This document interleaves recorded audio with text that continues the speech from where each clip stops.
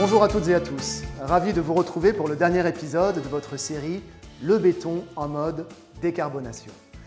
Alors pour ce dernier rendez-vous, je vais vous parler résilience climatique.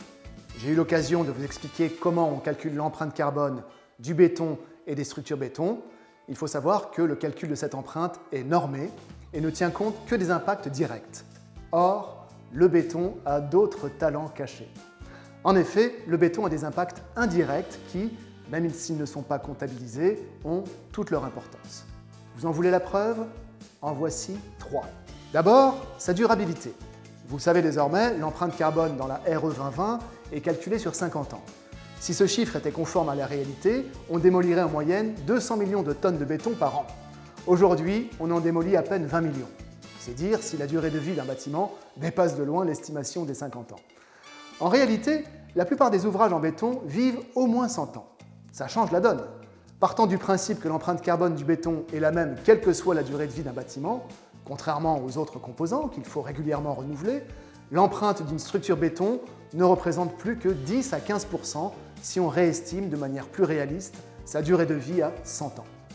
Ensuite, l'inertie thermique du béton, c'est-à-dire sa capacité à stocker et à restituer de la chaleur ou de la fraîcheur dans ses murs ou ses planchers. L'expérience a montré que plus les murs d'un bâtiment sont épais et les matériaux sont lourds, plus l'inertie thermique est grande. Le béton, matériau lourd, présente une excellente inertie thermique. En hiver, le béton absorbe la chaleur de la journée et le restitue la nuit par conduction, donc moins de chauffage. En été, le béton accumule la fraîcheur de la nuit et fait baisser la température pendant la journée, donc moins de clim. Il permet ainsi de lisser la variation de la température extérieure et d'éviter les surconsommations occasionnées par les variations parfois extrêmes des températures. Ces gains de carbone ne sont pas affectés à la structure béton. Enfin, l'effet dit albédo, que l'on constate sur les surfaces extérieures en béton, en façade, mais aussi et surtout sur les chaussées et les trottoirs. L'effet albédo désigne le pouvoir de réflexion d'une surface. Plus cette surface est claire, moins elle absorbe le rayonnement solaire. Mieux, elle renvoie une partie de ce rayonnement vers l'espace, ce qui atténue l'effet de serre. En ville, c'est idéal pour limiter le phénomène d'îlot de chaleur qui favorise le recours aux climatisations en limitant de facto leur empreinte carbone. Ça, c'est pour l'empreinte carbone. Mais si on parle plus généralement d'empreinte environnementale, le béton a encore d'autres atouts en réserve. Premier atout, il est 100% recyclable et on peut le recycler à l'infini.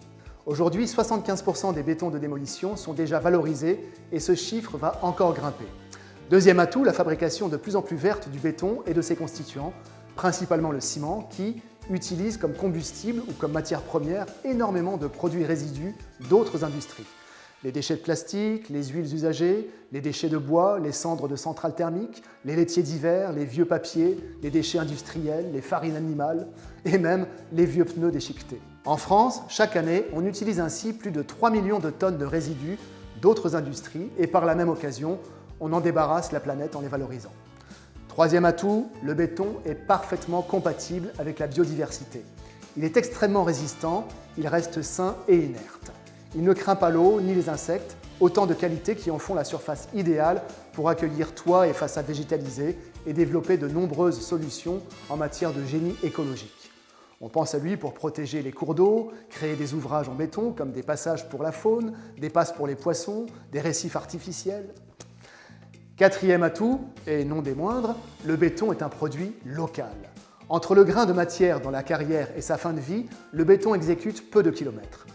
Voilà une belle définition du local, ce qui signifie peu de transport et donc peu d'émissions de carbone. C'est aussi une manière très concrète de contribuer à l'économie locale grâce à des emplois directs et des emplois indirects. Bref, le béton est un acteur clé de l'économie circulaire au service des territoires.